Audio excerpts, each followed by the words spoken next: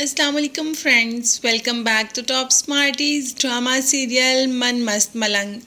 कबीर हर हाल में रिया को पाना चाहता है, मगर सामने उसके अपने ही घर वाले मुहाफिज बनकर खड़े हो गए तो अब वो क्या कर सकता है। माँ को कह चुका है कि रिया के अलावा किसी से शादी नहीं करेगा, मगर माँ ने भी कह दिया कि किसी भी लड़की पर हाथ रख दो, चाहे वो समुंदर पार ही क्यों ना हो, कितना ही नामुमकिन क्यों ना हो, मैं उसे तुम्हारी बीवी ज़रूर बनाऊंगी। बस रिया को दिल से निकाल दो। रिया की 2 दिन बाद शादी है और रिया भी अपने घर वालों को कह चुकी है कि आप मेरी कबीर से शादी कर दे, मैं कभी इस घर की दहलीज पार नहीं करूंगी, मैं अपनी शक्ल आपको कभी नहीं दिखाऊंगी।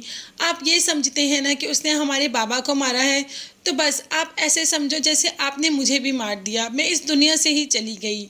मगर सिकंदर और बहन इस बात को मानने को तैयार ही नहीं और कह दिया कि बस 2 दिन बाद तुम्हारी शादी है तो है, तुम अपनी शादी की तैयारियां शुरू कर दो।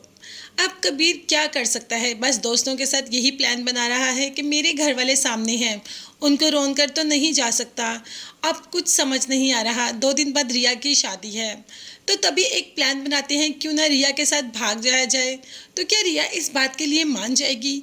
वो अपनी फैमिली की इज्जत दांव पर लगाकर कबीर के साथ भाग जाएगी? बड़ा ही सोचते सोचते ये सब कबीर ने रिया को कॉल कर ही दी और रिया से कह दिया कि ये जालिम समाज कभी भी हमें एक दूसरे का नहीं होने देगा। मैं तुम्हारे घर भी नहीं आ सकता क्योंकि मेरे ही घर वाले तुम्हारे मुहाफिज बने हैं। बताओ ऐसे में हम क्या कर सकते हैं।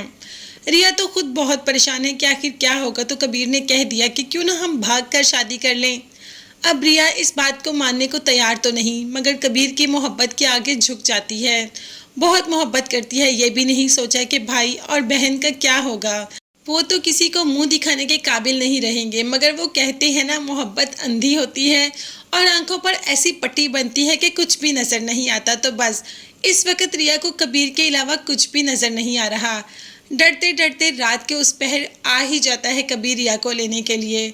रिया जो कि बहुत डर रही है और कह रही होती है कि मैं अपने भाई की इज्जत रोन कर जा रही हूँ, तो कबीर बहुत ही प्यार से उसके सर पर दुपट्टा देता है और कहता है कि तुम इज्जत रोन कर नहीं जा रही, हम बहुत जल्द इन्हीं के दरमियान वापस आएंगे। तुम्हारे भाई की इज्जत को कोई नुकसान नहीं पहुंचेगा, तुम्हारी इज्जत बिल्कुल ठीक रहेगी और तुम्हारे भाई की भी, क्योंकि हम वापस आएंगे शादी करके। अब रिया भी कबीर के साथ जाने को तैयार हो जाती है। अब रिया चली जाएगी तो बाद में क्या होगा, ये तो ना रिया ने सोचा और ना ही कबीर ने सोचा। यहाँ तो बहुत ही ज़्यादा वबाल मच जाएगा। तो ऐसा ही हुआ। रिया की जाने की खबर पहुँच ही गई सिकंदर और अस्मा तक। अस्मा के तो पाँव के नीचे से ज़मीन ही निकल गई कि रिया कुछ ऐसा भी कर सकती है। और सिकंदर, वो तो किसी को मुंह दिखाने के काबिल ही नहीं रहा। तो क्या रिया को ऐसे ही वापस ले आएंगे या वो कबीर की दुल्हन बन चुकी होगी, ये देखते हैं। और जानने के लिए चैनल को लाजमी सब्सक्राइब कीजिएगा। नेक्स्ट वीडियोस तक के लिए अल्लाह हाफिज़, bye bye and take care.